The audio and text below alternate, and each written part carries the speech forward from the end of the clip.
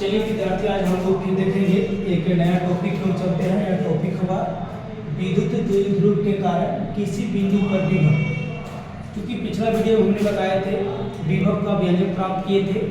आज हम लोग देखेंगे विद्युत द्विध्रुव के कारण किसी बिंदु पर विभव। इसमें सबसे बड़ी बात हम लोग को समझना होगा कि विद्युत द्विध्रुव है क्या। तो चलिए मैं उसके बारे में बताता हूँ। मैं सबसे पहले दो आवेश में लेता हूं।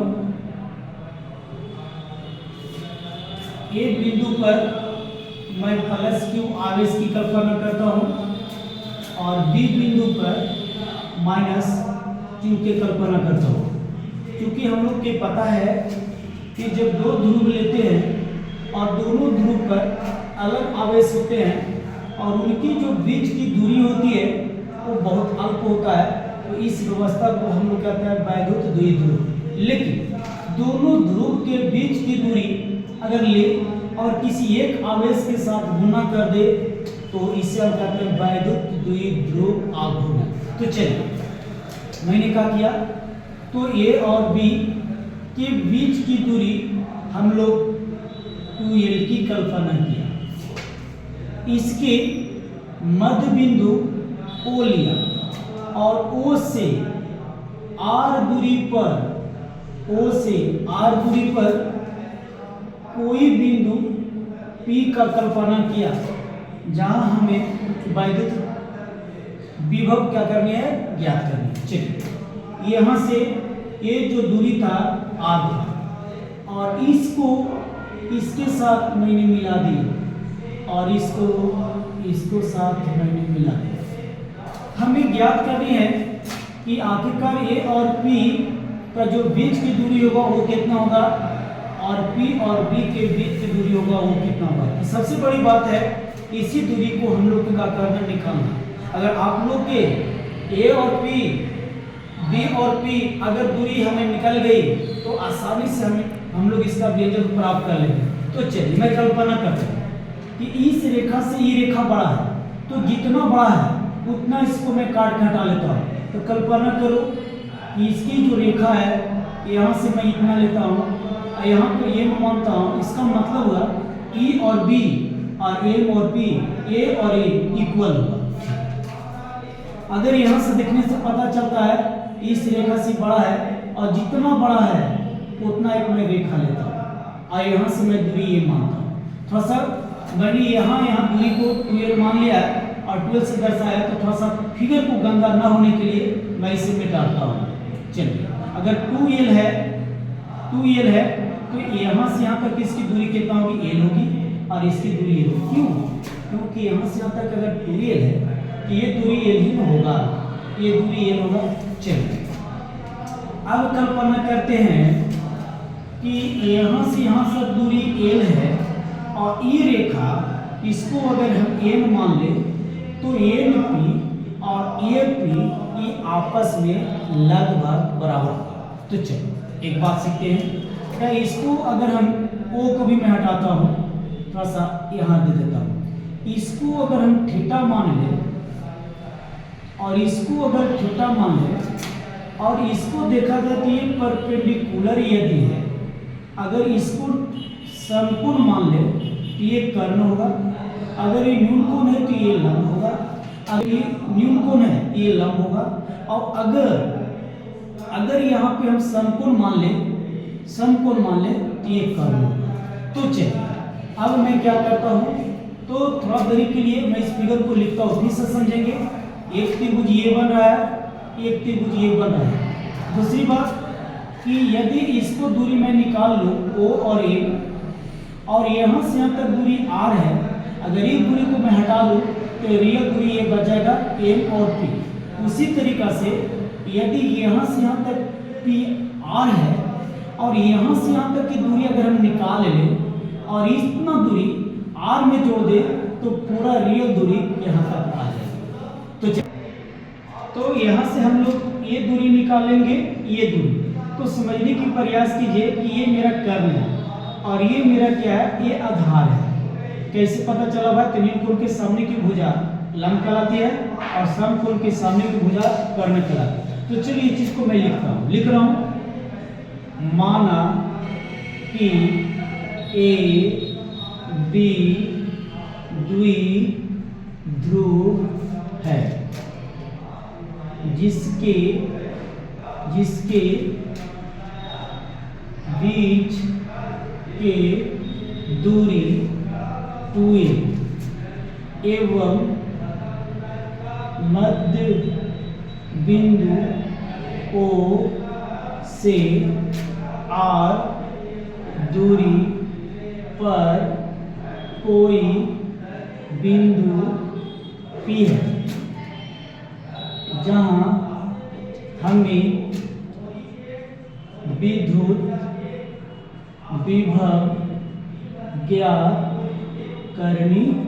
चलो दोस्त, मैंने क्या किया कि माना कि ए बी कोई द्विध्रुव है जिनके बीच की दूरी 2l है, इसका मध्य बिंदु O है, O से R दूरी पर कोई बिंदु P है जहां हमें वैद्युत विभव ज्ञात करनी है। तो हम सबसे बड़ी बात क्या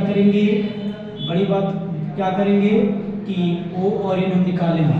तो लिखेंगे यहाँ पे त्रिभुज AOA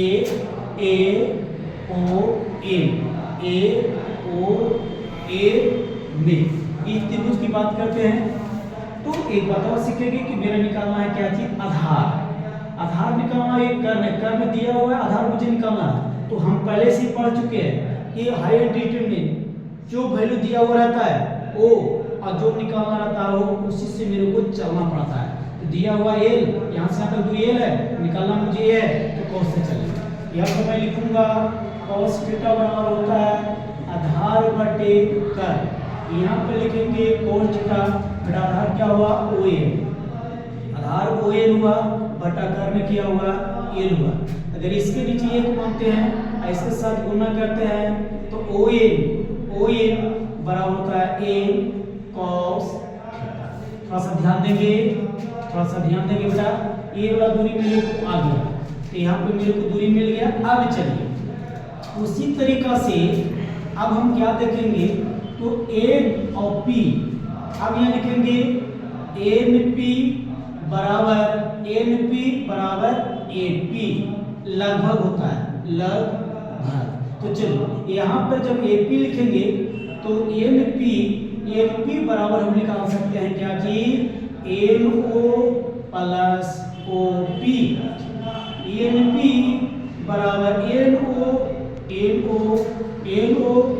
NO का मान मैंने लाया था कि L cos theta plus OP का मान मेरा R दिया हुआ है, तो मैं R लिखा। इसको सजा के अगर दोनों इक्वल है तो हम लिख सकते हैं AP बराबर R plus A cos theta, यानी जो दूरी आया R plus A cos theta. चलिए अब मैं इसके पास चलता हूँ, फिर लिख रहा हूँ पुनः त्रिभुज AOB में क्या है, तो फिर मैं चलूंगा cos थीटा बराबर आधार बटे कर्ण। जिस तरीका से चलो त्रिभुज में इसी तरीका से चलना है। त्रिभुज में बेटा आधार कौन होगा, आधार ही होगा OM बटा कर्ण कितना होगा L। अब चलो यहाँ पर देखेंगे तो मेरे को निकालना OM। यहाँ पर देखिए OM बराबर होगा L cos थीटा, इसके नीचे अगर एक बने तो L cos थीटा हो गया। अब चलिए अब मैं क्या करूं, मेरे को ये दूरी आ गया R minus L cos theta. तो यहाँ से दूरी पता चल गया है, ये दूरी पता चल गया है, इसके बीच की दूरी है, तो यहाँ पर हम विभव निकालेंगे प्लस क्यू आवेश के कारण, और इसकी दूरी निकालेंगे माइनस क्यू आवेश के कारण। अगर दोनों को ऐड कर दे, दोनों को हम जोड़ दें तो रियल विभव क्या हो जाएगा, कुल विभव आ जाएगा। तो चलिए मैं लिखता हूँ प्लस क्यू आवेश के कारण P बिंदु पर विभव। ध्यान देना, Q आवेश के कारण P बिंदु पर विभव, इसको मैं मानता हूँ V बराबर मैं लिखता हूँ 1/4πε0 Q बटा R। R के लिए मैंने क्या देखा तो ये हो जाएगा r plus a cos theta. उसी तरीका से लिख रहा हूँ माइनस क्यू आवेश के कारण पी, खाली सब आना चाहिए, माइनस क्यू आवेश के कारण पी बिंदु पर विभव, इसको थोड़ा देर के लिए मैं V2 मानता हूँ, तो V2 बराबर हो जाएगा 1/4 पाई एप्सिलॉन 0, और यहाँ पर देखा जाए माइनस क्यू है तो मैं लिखूंगा माइनस क्यू बटे r minus a cos theta. चलिए अब हमको क्यू आवेश के कारण यहाँ पर विभव मिल गई और माइनस क्यू आवेश के कारण भी विभव मिल गई। कुल विभव मैं निकालूंगा तो दोनों का ऐड करूंगा, तो मैं लिखूंगा कुल विभव बराबर क्या होगा V1 बटे V1 प्लस V2। चलिए क्लियर। अगर हम V को कुल विभव को संकेत करें तो V1 का मान यहाँ पर लिखो 1/4 पाई एप्सिलॉन 0 Q बटा R प्लस L और थीटा प्लस, अगर V2 की मान मैं बात करूँ तो माइनस हो जाएगा Q बटे 4 पाई एप्सिलॉन 0 गुने, यहाँ पर इस तरह से लिख दिया जाए, गुने माइनस Q बटे थोड़ा सा इसको मैं रैप करता हूँ। चलिए यहाँ पर थोड़ा सा एडजस्ट नहीं हो पाया, इसको मैं मिटा देता हूँ, इसके बदले मैं आगे चलता हूँ। चलिए हम देखते, तो यहाँ पर मेरे को क्या करना है, V बराबर 1/4 पाई एप्सिलॉन 0 इंटू Q बटा R plus A cos theta. यहाँ पर देखिए V1 का मान यही है, फिर देखेंगे V2 का मान रखेंगे, तो यहाँ पर क्या हो जाएगा 1/4 पाई एप्सिलॉन 0 माइनस Q बटा R माइनस A कॉस। अब चलो ध्यान देना, इसको V को जोड़ करेंगे तो जो कॉमन मिलता है मैं पहले कॉमन लेने का प्रयास करता हूँ। तो क्या मेरे को कॉमन मिलेगा, Q A और A कॉमन मिलेगा, A और A। यहाँ लिखते हैं 4 पाई एप्सिलॉन 0, अंदर में क्या मिलेगा 1/R plus A cos theta minus A plus minus, तो माइनस हो जाएगा, Q नहीं बल्कि Q हमने कॉमन ले लिया, बटा हो जाएगा R minus A cos theta. चलिए V की जरूरत है, V बराबर Q बटा 4 पाई एप्सिलॉन 0 इंटू, इसके साथ गुना करेंगे तो क्या मिलेगा R माइनस A, यहाँ पर मैं लिख देता हूँ कॉस थीटा, माइनस इसके साथ गुना करेंगे तो क्या मिलेगा R plus A cos theta, और नीचे में गुना करूँ तो क्या मिलेगा R plus A cos theta into R minus A cos theta. चलिए अब मेरे को क्या मिलेगा, V बराबर Q बटा 4 पाई एप्सिलॉन 0, यहाँ पर मेरे को क्या मिलेगा, अगर इसको मैं हटा दूं तो ये माइनस हो जाएगी, जब ये माइनस हो जाएगा तो ई से ही मेरा कट जाएगा, तो क्या बचेगा माइनस 2L कॉस थीटा। बेटा ध्यान रखना, ए को L कॉस थीटा, ए को L कॉस थीटा, दो को L कॉस थीटा होगा, बटन देखिए a plus b into a minus b, ये हो जाएगा r square minus l square, ये हो जाएगा कॉस स्क्वायर थीटा। अब थोड़ा सा देखेंगे यहाँ पे एडजस्ट नहीं हो पाया, मैं यहाँ पे ला रहा हूँ, बच जाएगा, तो मेरे को क्या मिला v बराबर यहाँ पर मिलेगा minus Q 2A cos theta बटे नीचे क्या मिलेगा, नीचे मिलेगा 4 पाई एप्सिलॉन 0, और एक बात और लिखेंगे यहाँ पे सिर्फ मैं लिखता हूँ R स्क्वायर। अब इसके बदले कहाँ गया, तो लिखता हूँ जहाँ R स्क्वायर का जो मान होगा L square cos square theta से काफी बड़ा होगा, क्योंकि डबल साइन दिया है ना, इसका मतलब होगा बहुत बड़ा। तो एक बात और सीखेंगे, इतना के बराबर बोलते हैं वैद्युत द्विध्रुव। क्योंकि हम पहले से पढ़ा था कि इतना के बराबर P होता है, तो मैं लिखता हूँ 1/4πε0 और यहाँ पर होगा 2 cos थीटा बटा होगा r स्क्वायर, और यहाँ पे चूंकि लिखेंगे P बराबर होता है